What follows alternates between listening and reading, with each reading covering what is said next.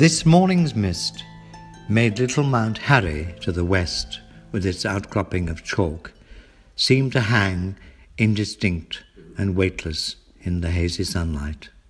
I'm told that in 1264, Prince Edward, the son of Henry III, chased a flank of Simon de Montfort's rebels from the centre of Lewes as far as Mount Harry, killing those who didn't drown trying to cross the river Ouse.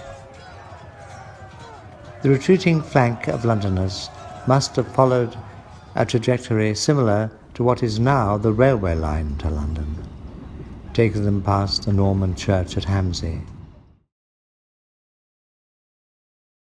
I've just improved the foreground of this picture, which I painted last autumn, a view of Hamsey almost at dusk. Prince Edward only found, on returning to Lewes, victorious, that the battle was lost. De Montfort was the victor. Before he was killed in battle the following year at Evesham, de Montfort established a parliament which comprised burgesses from leading towns, as well as knights and barons. And by the 14th century, the parliament came to be known as the House of Commons, and Simon de Montfort, its founder. Coming inside out of the chill air, we discovered a butterfly on the inside of our window, a speckled wood, I gather.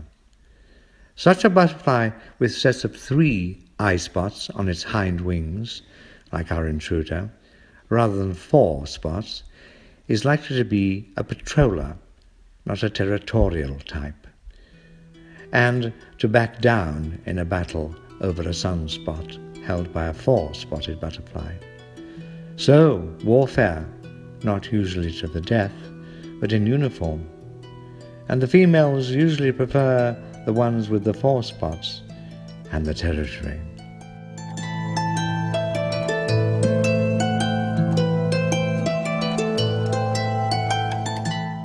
Our patroller has chosen, I suddenly discover, to stay with us in the warm tonight, so I will release him in the morning.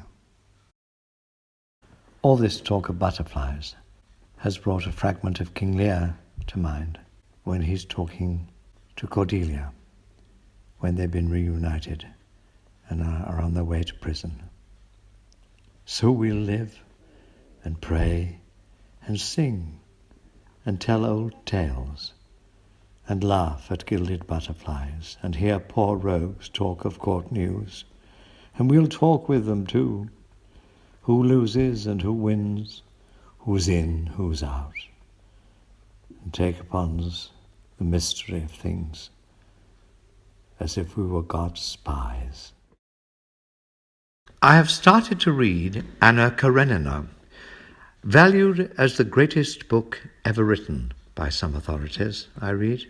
I remember seeing a Soviet poster for a Moscow stage adaptation of the novel, which claimed that in portraying the pre-revolutionary society of the masterpiece, we strike at them.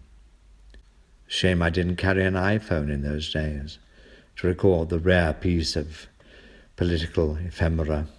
I thank my stars that I had never seen a film or play of the book, and so can furnish it with my own imagination as it sees the events in the private theatre of the mind. The translation I'm reading is the work of Constance Garnett, a native of Sussex who once lunched with Tolstoy in the snow, I gather, well, out of the snow, at his country estate, and whose son married the daughter of Vanessa Bell and Duncan Grant, Angelica, seen here with her aunt Virginia Woolf. At this moment, it seems that all lines, theatrical, political, historical, revolutionary, all come to meet in Sussex.